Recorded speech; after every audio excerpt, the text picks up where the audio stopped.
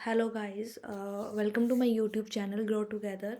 आज की इस वीडियो में हम प्रीवियस ईयर क्वेश्चंस देखने वाले हैं जो हमारे एचपी पुलिस कांस्टेबल में रहे हैं। इन क्वेश्चन से आपको सिर्फ इतना नॉलेज मिलेगा कि आपको एग्जैक्टली अप्रोच कैसे अप्लाई करनी है रीजनिंग के क्वेश्चंस को। जो भी हमारे अल्फ़ाबेटिकली क्वेश्चंस आएंगे, आपको रेंडमली कोई ऐसे ही क्वेश्चंस को सॉल्व नहीं करते चलना है। आपको पहले क्वेश्चंस को अच्छे से देखना है, उसके बाद क्वेश्चंस को सॉल्व करना है। और ये अपने ध्यान में रखना है कि हम जल्दी से जल्दी क्वेश्चन को सॉल्व कर सकें, क्योंकि एक आपको 2 आवर का टाइम मिलता है क्वेश्चंस पेपर को सॉल्व करने के लिए एग्ज़ाम में। तो आप जितना ज़्यादा प्रैक्टिस हो सके उतना आप क्वेश्चंस को सॉल्व कीजिए, ताकि आपकी स्पीड क्वेश्चन को सॉल्व करने की और रीड करने की अच्छे से रहे। तो ये क्वेश्चन है, आपको इस टाइप के जब भी क्वेश्चन देखने को मिलेंगे तो आप क्या करेंगे कि एक अल्फ़ाबेटिकली आपने ए से जेड तक ऐसे एक सीरीज़ लिख लेनी विद उसकी पोजीशन। ठीक है, ये 1 है, ये 2 है, ये 3, 4, 5, 6, 7, 8, 9, 10, 11, 12, 13, 14, 15, 16, 17, 18, 19, 20, 21, 22, 23, 24, 25 और 26। ठीक है, ऐसे ही विद पोजीशन उसकी नंबरिंग लिख लेनी है। तो आप यहाँ पे एक क्वेश्चंस देखिए। फर्स्ट क्वेश्चन बोल रहा है कि in a code together is denoted by, मतलब एक आपको एक कोड दिया हुआ है टुगेदर, उसको डिनोट इस कोड में किया गया है। ठीक है, तो बोलता है जो फ्रेंड एक कोड बनेगा उसको हम किस तरीके से डिनोट करेंगे। तो मतलब इस क्वेश्चन में इसका रिलेशन इसके साथ है, टुगेदर का रिलेशन इस कोड के साथ है। तो हम क्या एनालाइज करेंगे कि ये किस तरीके की मतलब अप्रोच अप्लाई हो रही है। तो आप देखो कि यहाँ पे टी कौन सी पोजीशन पे है, आपका 20th पोजीशन पे टी है। तो आर ये मतलब 1 2 -2, तो मतलब टी और आर का जो रिलेशन है वो -2, मतलब 2 पीछे है। ठीक है, 2 कम है। वैसे ओ और क्यू का, ओ और क्यू, पी क्यू, ये है ओ के बाद 2, मतलब 2 ऐड हो रहे हैं, पी और क्यू। ठीक है, 2 पोजीशन। और उसके बाद है जी, जी का ई के साथ क्या रिलेशन है, जी का ई के साथ है, मतलब -2, जी ये रहा और -2। तो आप देख पा रहे हैं कि क्वेश्चन की पहले -2 हो रहा है। ठीक है, मतलब कि टी के साथ जब हम आर को लिख रहे हैं तो ये सॉरी ये -2 कर रहा है। उसके बाद जब ओ को क्यू के साथ लिख रहे हैं तो ये +2 कर रहा है। फिर जी को ई के साथ लिख रहे हैं तो -2, मतलब +2 -2, ये सीक्वेंस रहेगी इस क्वेश्चन को सॉल्व करने के लिए। तो फ्रेंड FRIEND, इसके लिए कौन सा कोड यूज़ होगा, तो F से -2 1 2, मतलब D। ठीक है, रहेगा हमारा D। फिर R से +2, R से +2 1 2 T। ठीक है, I से -2, I से G। ठीक है, फिर +2, फिर +2 होगा तो फिर आएगा G। फिर N के लिए L और E। तो ये फ्रेंड के लिए कोड रहेगा। आपका आंसर इसके लिए DTGGLE फ्रेंड के लिए कोड रहेगा। तभी मैं बोल रही हूँ कि आपको अगर इस टाइप के क्वेश्चन बहुत ईजिली सॉल्व करने हैं तो आप इस तरीके की आप सीरीज़ को लिख लीजिए, ताकि आप इजीली क्वेश्चन को सॉल्व कर पाएँ। अब हम दूसरा क्वेश्चन देखते हैं। बोल रहा if a code cab is written as 312, अगर हमारे पास कोड है कैब, अगर इसको हम इस कोड में रिप्रेजेंट कर रहे हैं, तो बोलता बिग एक कोड है उसको हम 297 में कर रहे हैं, तो फीड एक कोड है उसको हम किस से डिनोट किया जाएगा। तो आप देखो सी की पोजीशन, मतलब ये कुछ नंबर है तो इसकी पोजीशन चेक कीजिए कि इसकी पोजीशन क्या है। सी की पोजीशन है हमारे पास 3, ए की पोजीशन है हमारे पास 1 और बी की है 2, ऊपर चेक करना है, ठीक है, बी की है 2। इट मीन्स कि हमारे पास जो क्वेश्चन है FEED फीड, तो एफ कौन सी पोजीशन पे है सॉरी एफ है हमारे पास 6th पोजीशन पे और ई है हमारे पास 5th पे और फिर से 5th और डी है हमारा 4th पे। तो this is the answer of this particular question, ठीक है। तो अब आता है हमारे पास 3rd question, how many words make from gentleman without changing the position if the character. तो ये क्वेश्चन थोड़ा सा गलत हो गया कि इस पे ये है कि अगर हमारे पास जो ये एक कोड दिया हुआ है, इसमें अगर हम किसी भी इसमें जो एक जो सीक्वेंस दिए इसको बिना चेंज किए, ये नहीं कि हमने जी आगे कर दिया ई पीछे कर दिया, नहीं, इसको एज इट इज़ पढ़ना है, बट इसको तोड़ के हम कितने वर्ड्स को बना सकते हो जो एग्जैक्टली जो एग्जिस्ट करते हैं, ये नहीं कि कुछ भी हमने क्रिएट कर दिया। तो आप यहाँ से देख सकते हैं कि एक जेंटल एक शब्द बन रहा है और एक मैन, ठीक है। तो इसमें 2 हमारे पास वर्ड बन रहे हैं। इसमें इस क्वेश्चन में यही पूछा कि एक जो क्वेश्चन ये आपको जो कोड दिया गया है इसको हम तोड़ के या कुछ ऐसे लास्ट के 2 या फर्स्ट के 2 या कुछ, ठीक है, तो उसमें से आपको वर्ड फाइंड आउट करने कि इसमें से कौन से वर्ड बन रहे हैं, ठीक है। तो ये एक क्वेश्चन, इस टाइप के भी क्वेश्चन आपको पूछे जाते हैं। फिर आता है कि कंप्लीट द सीक्वेंस,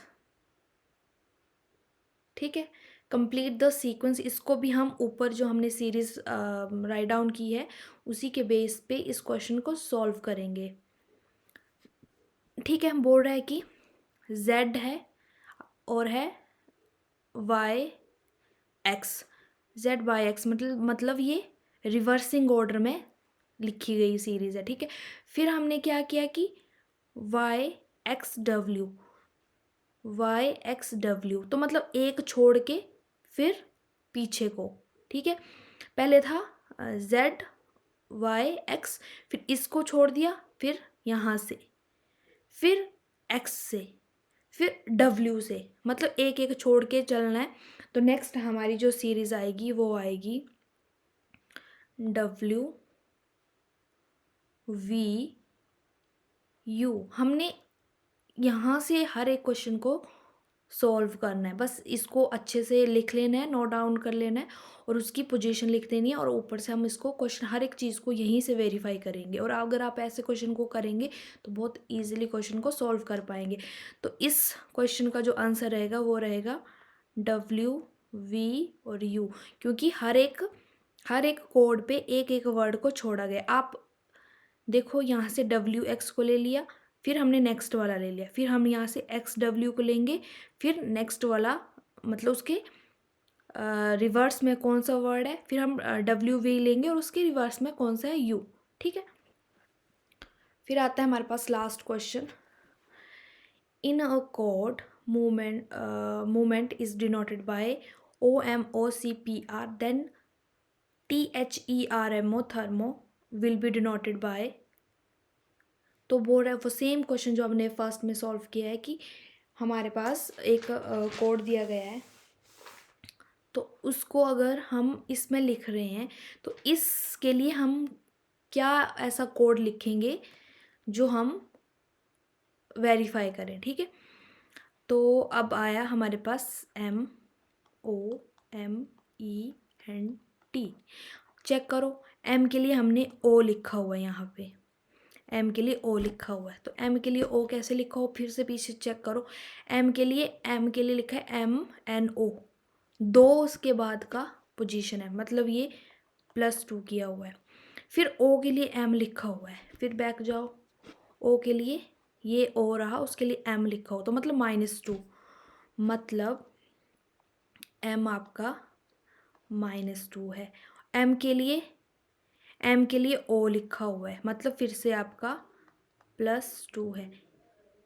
ई के लिए सी लिखा हुआ है, ई के लिए सी, मतलब ये रहा आपका ई और इसके लिए सी, सी मतलब -2। सेम वही प्रोसीजर है जो आपने ऊपर देखा था, ठीक है। -2 P +2 R -2, सेम अभी भी हम इस क्वेश्चन को एज इट इज़ वैसे ही सॉल्व करेंगे। तो T के लिए -2 ऊपर चलिए, सॉरी T के लिए +2, V H के लिए -2 F, E के लिए +2, G R के लिए -2, R के लिए आया आपके P, M के लिए O और O के लिए M। तो आपका ये जो कोड है इसको हम इस तरीके से रिप्रेजेंट करेंगे। तो ये आपने देखा कि कितने इजी टाइप में क्वेश्चंस आपसे पूछे जाते हैं एग्ज़ाम में। बट अगर आप प्रैक्टिस नहीं करेंगे, अगर आपको रूल्स का पता नहीं होगा कि क्वेश्चंस को एग्जैक्टली सॉल्व कैसे करना है, तो आप एक क्वेश्चन के लिए 2 से 3 मिनट ईजीली से लगा दोगे। तो आपका जो बाकी के जो आप 85 क्वेश्चंस हैं वो आप कैसे सॉल्व करोगे, क्योंकि उसके लिए तो आपको टाइम, कुछ क्वेश्चंस होते हैं जो एक्चुअल में ही टाइम कंज्यूमिंग होते हैं, तो उन क्वेश्चंस के लिए वो टाइम बच जाएगा। अगर आप ये इजी क्वेश्चंस के लिए 2 से 3 मिनट्स अगर आप ले रहे हो, तो जो आपके पास कुछ एक टफ क्वेश्चंस भी पूछे जाते हैं मैथ्स के, तो वो टाइम कंज्यूमिंग होंगे, तो उस पे आप वो टाइम को यूटिलाइज कर पाओगे। अगर आपने मेरी लास्ट की वीडियो नहीं देखी है कि एग्जैक्टली कौन कौन से रूल्स, इसमें तो हमने देखा कि +2 और -2 के बेस पे क्वेश्चन सॉल्व है और पोजीशनिंग बेस्ड पे। और भी ऐसे आपसे क्वेश्चन पूछे जा सकते हैं कि कौन सा रूल अप्लाई हो रहा है, कि +2 है या -3 हो रहा है, ठीक है, या रिवर्स हो रही है हमारी सीरीज़। तो वो सारे के सारे रूल्स मैंने इससे पहले वाली की वीडियो में आपको कंप्लीट आपको एक ओवरव्यू मिल जाएगा।